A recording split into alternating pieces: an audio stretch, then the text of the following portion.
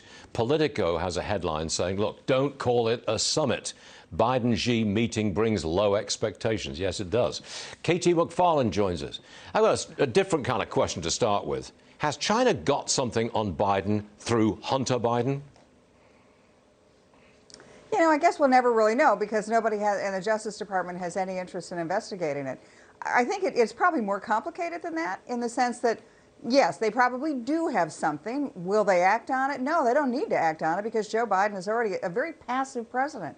You know, the Chinese, they're looking at Joe Biden as a sort of physical symbol of what they think the United States is, which is a nation in decline, and that China is a nation on the rise. And so as a result of that, they're going to press every aspect of the relationship to their advantage. They're not going to make any concessions, and they certainly don't expect any pushback other than perhaps a little verbal pushback from Joe Biden. I don't even think they're going to get verbal pushback. I believe President Biden asked for this virtual meeting.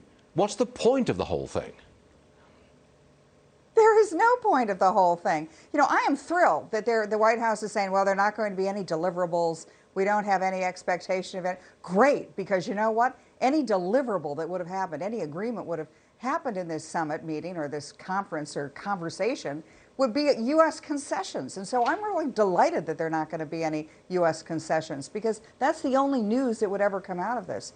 But, you know, the question is, Stu, is Joe Biden going to sort of press the case? Is he going to ask about the origins of COVID? Is he going to ask about human rights issues in Hong Kong and with the Uyghurs? Is he going to talk about Taiwan? Or is what's going to happen more likely, because this is what the Chinese do every time they meet an American administration, they sit down and they say, we have one non-negotiable demand.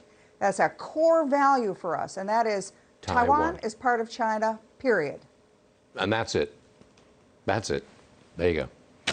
KT, well, I guess we'll find out more after this virtual meeting, but it doesn't sound like it's going to be a whole hill of beans. KT McFarland, thanks very much. We will see you again soon. Thanks a lot.